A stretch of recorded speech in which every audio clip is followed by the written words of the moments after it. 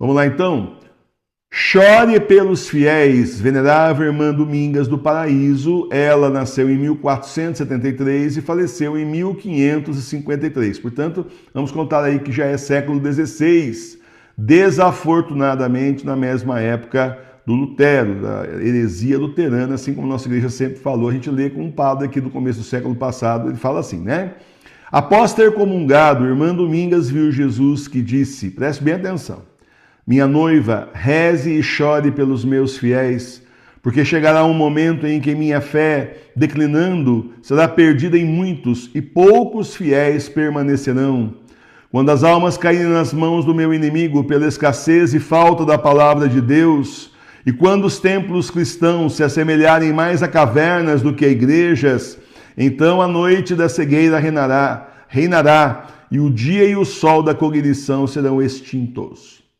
Nós já não estamos nessa época, é a nossa época, é aqui que o Senhor está falando, justamente escassez e falta da palavra de Deus. Pior ainda, né? Muitos falam o nome de Deus, mas não Deus único e verdadeiro com D maiúsculo, mas um Deus com D minúsculo. Assim, Allah self-service, cada um fala do jeito que quer, e não como a Santa Igreja sempre ensinou e como a sã doutrina da Santa Igreja sempre ensinou. E eu até gostaria de falar de seitas, apesar que a seita bergoliana não é mais que seita, mas estou falando dentro da falsa igreja. Eu não estou falando de seitas por aí agora, estou falando da falsa igreja. Cada um que chega na internet fala as coisas e não fala direito porque está ensinando errado e as pessoas não conhecem mais Jesus. Acham que conhecem, isso que é o pior. Acham que conhecem o Senhor e não conhecem nada. Vão tomar uma surpresa na hora do julgamento, né? E na hora dos 3 dias de escuridão também.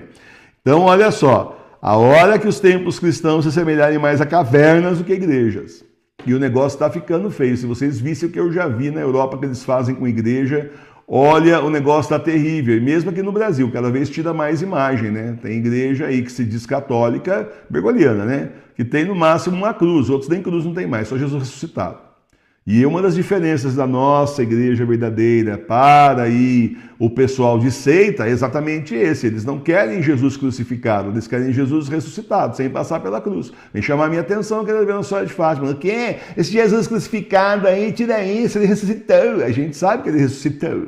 Mas acontece que a gente está querendo, assim, obedecer ao Senhor que mandou que a gente olhe sempre para a paixão dele. Não é só a ressurreição é depois, é o prêmio. Primeiro tem o sacrifício que ele fez por cada um de nós que creem realmente no Jesus verdadeiro. Porque quem está querendo um Jesus confortável, esqueça, é falso e está procurando deuses falsos, não tem nada a ver com o Senhor. É uma época muito difícil.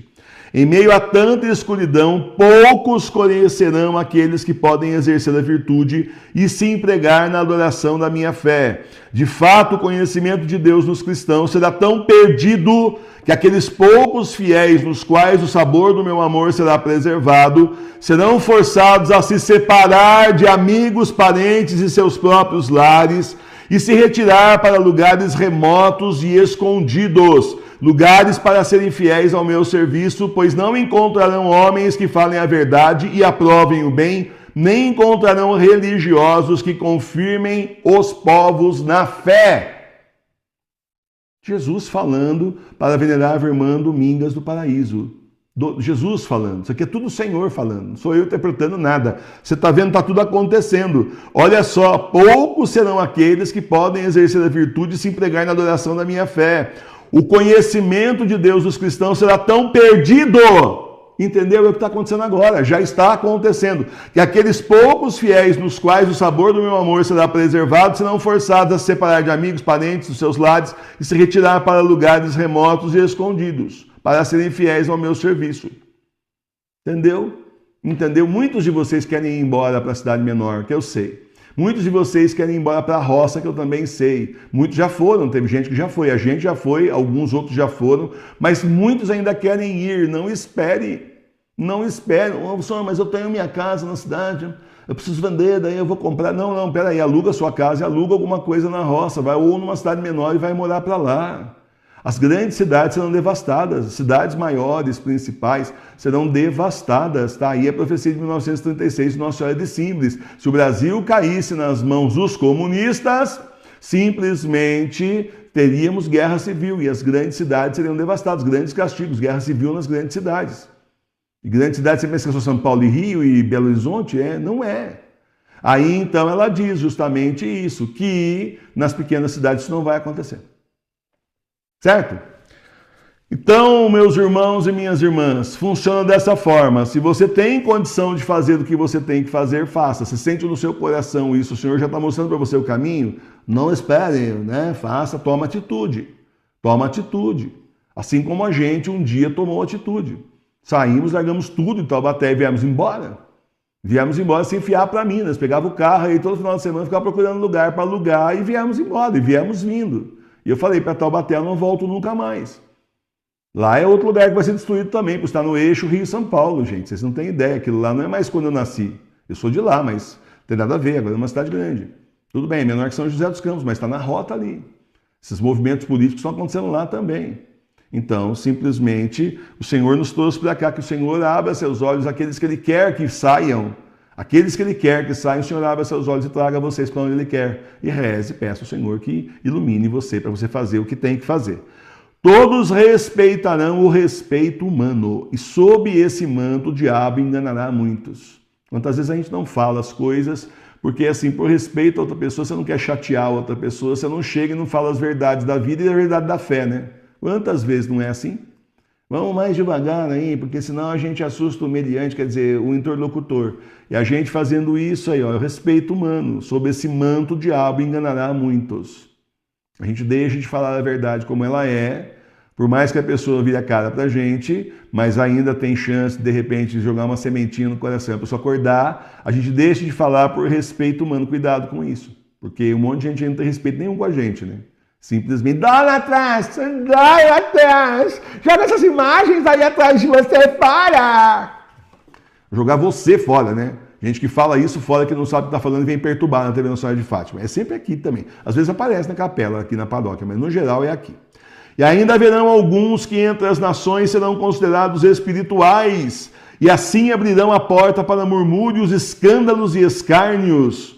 Meus escolhidos sofrerão estranhas perseguições e viverão perplexos sobre qual das muitas seitas devem suportar, e permitirei que esses problemas os humilhem. Tá? O Senhor está falando isso no século XVI. Ele está prevendo tudo que está acontecendo agora. Você está entendendo? Quer dizer que nós vamos ficar aí perplexos sobre quais seitas deveremos suportar. Bom, nenhuma, né? E permitirei que esses problemas os humilhem. Nós somos perseguidos e humilhados diariamente por essa internet afora, pessoalmente, por aí vai. Você sabe disso, já passou por isso, está passando por isso. Discriminado aí por gente das próprias famílias, não é? Então... Mas você, minha filhinha, gema sobre esses tempos futuros e guarde essas minhas palavras em segredo, porque não é hora de dizê-las. Primeiro a semente é espalhada no campo e depois de muitos meses ela se junta. Agora meus segredos estão semeados dentro de você, e no futuro enviarei aqueles que colherão os frutos da semente, mas a colheita ficará escondida por muitos anos em meu celeiro. Quando for a hora certa, eu o darei como alimento a meus escolhidos. Onde há perigo, aí se adquire o mérito. Olha nós aí. Os escolhidos somos nós mesmos. Pode levantar a mão quem é escolhido, tirando os infiltrados, o resto pode levantar a mão quem é a família Sagrada Face de verdade, pode levantar a mão porque somos nós mesmos. Tá certo? A colheita ficará escondida. Quando for a hora certa, darei como alimento a meus escolhidos. O alimento daqui, ó. Além da Bíblia do século XVIII, além desse material maravilhoso que nós temos lançado na loja Sagrada Face, ainda por cima esse livro maravilhoso que está avisando o que está acontecendo e o que vai acontecer. Não sabes como defendo os meus, aqueles que me amam? Mas, ó, quão perverso é o mundo! Dou graças às criaturas e apresento uma mão cheia de pedras preciosas, e por medo do sofrimento, cada um a rejeita e despreza. Então, a pessoa não quer sofrer. Por isso o Senhor oferece a salvação, e a pessoa simplesmente, está muito difícil esse caminho, quem pode suportar palavras duras demais, caminho difícil. Está machucando meu ombrinho essa crise, tá? Vou deixar aqui um pouquinho, vamos divertir no shopping, depois eu volto. Tá? Então vai se divertir no mundo, e aí não volta, né? Porque já virou as costas para o Senhor já apresentou a mão cheia de pedras preciosas, a pedra preciosa da salvação, e a pessoa simplesmente vira as costas por medo de sofrer. Aqui não é no Vale de Lágrimas, não é assim que a gente reza, não salve rainha, isso aqui é um Vale de Lágrimas, gente. Sempre foi, para quem é católico verdadeiro, sempre foi, quem segue o Senhor verdadeiramente, sempre foi. Depois é que vieram com essa mentira, a falsa paz, né? Que Nossa Senhora de La Salete falou que ia ter e já teve. A falsa paz, que nós estamos vivendo o finalzinho dela aí, da enganação. Daqui a pouco você vai ver para onde vai a falsa paz. Aperta um botão lá, o anticristo aperta o botão, evapora e você vai ver a verdadeira guerra, né? Para todo mundo. E as perseguições também. Para todo mundo que não aceitar o anticristo, claro. Mas chegará a hora, acredite em mim, que derrubarei corações com o meu espírito, que os homens admirarão minha bondade misericordiosa. Eles viverão em santidade, eles terão sempre o santo temor, eles conversarão com os anjos. Entendeu? Está falando de nós também. Alegra-te, ó minha esposa, porque então os infiéis se voltarão para a fé, e não haverá quem duvide ou vacile, porque os milagres que se seguirão por todas as partes da igreja mostrarão claramente quão verdadeiros e críveis são os mistérios da minha fé. Mas antes disso, primeiro tem os infiéis vão se voltar para a fé, é aquela turma toda que vai se converter. Aquela turma toda que vai se converter aí, que a gente vai ficar de queixo caído. Tem uma profecia nesse livro aqui que fala isso. A gente vai ficar de queixo caído, não vai nem acreditar em tanta conversão que nós vamos ver no meio da tribulação, no meio da marca da besta, grande perseguição. Nós vamos nem acreditar, tanta gente que a gente nem apostaria nada e a pessoa será convertida. Vai se converter, tá? Mas antes disso, vou me livrar das raízes do mal e tirarei do mundo uma grande multidão de homens, porque isso será necessário fazer e eles anseiam por isso e novamente pedirão pelos meus servos. Então, meus irmãos, uma grande multidão será tirada do mundo. Olha os 3 dias de escuridão aí. Chegando perto dos 3 dias de escuridão, cada vez mais gente se convertendo, vindo a ser verdadeira igreja. E depois disso, então, simplesmente 3/4 da população mundial vão para o inferno nos 3 dias de escuridão, os 3 dias de ira do Senhor. E aí volta Jesus. Chegará um momento em que os sacerdotes se ameaçarão mutuamente. Olha aí. E se seguirão com tanta impetuosidade de malícia que parecerá quererem destruir a minha igreja. Você está vendo? É isso. Isso nos bastidores já acontece. A guerra que está aí pela sucessão do Jorge Mário Bergoglio, você não tem noção. Você não tem nem ideia. A guerra que está nos bastidores aí é um negócio feio. É tipo assim, tipo da coisa que se fosse clero verdadeiro, a gente falava, que coisa feia o clero fazer isso. Ainda bem que não são, né? São falsos, né? Uma guerra violenta um com o outro, quem vai ser o próximo. Já tem vídeos muito assistidos na internet, no YouTube, mais de 60 mil visualizações, os 5 cardeais, que um deles deve ser o próximo Papa. Parece que sabem alguma coisa, né? Tudo aí papagaio de pirata, falando que não sabe, né? Chore e ore pela metade escolhida que ficará em suspense e em dúvida sobre o ponto em que deve se aproximar, e permitirei que duvidem, para que tenham o mérito de suas dores. Mas no final a tempestade cessará e eles saberão claramente a quem devem se juntar. Enquanto isso, não omitirei os remédios da minha graça e chamarei todos à saúde com cortesia e depois com castigos. Bom, então metade, né? A gente já sabe agora que 3/4 vão para o brejo mesmo, né? Vai ficar só 1/4, mas essa metade está levando em consideração o quê, né? A turminha que vai morrer antes, porque vai ter muita praga, muita doença dos próprios homens depois de Deus. Até chegar aos 3 dias de escuridão, tem muito castigo para essa terra aqui.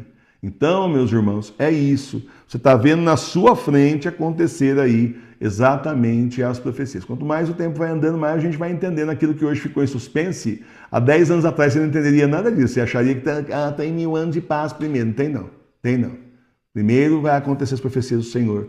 O Senhor aí então destrói a terra, os ímpios, os iníquos, serão eles e todas as suas propriedades rapadas. Imagina 3/4 da cidade que você mora ser destruída. Porque não são só eles que são destruídos, as propriedades também. Portanto, a cada 4 casas sobra uma. Eu tenho uma notícia para você que não é assim confortável. Eu tenho uma notícia nada confortável para você. Você é fiel ao Senhor. Você estará na frente do altar da sua igreja doméstica. Mas vamos supor que algum dos parentes aí que moram junto com você na sua casa não se converteu. E chegou aos 3 dias de escuridão, ele não se converteu. Você vai estar na frente do altar da igreja doméstica rezando. Essa pessoa será pega dentro da casa onde ela estiver. Ou essas pessoas. Isso é profecia também dos 3 dias de escuridão. Vai ser levado. Então não é que os demônios não vão entrar na sua casa, eles não vão entrar onde você está na frente da igreja doméstica. Aí não. Mas vão levar aqueles com certeza que são infiéis. Você pode ter certeza disso. Aqueles que são iníquos, que são ímpios, esses serão levados. Que não quiseram acreditar, não se converteram, esses serão levados. E não cabe a você se preocupar, reclamar, chorar, ficar com dó. Cabe a você continuar rezando e salvando a sua vida e a sua alma antes que você seja levado também junto. Salvação é individual, sempre foi. Assim como o julgamento também é individual, sempre foi.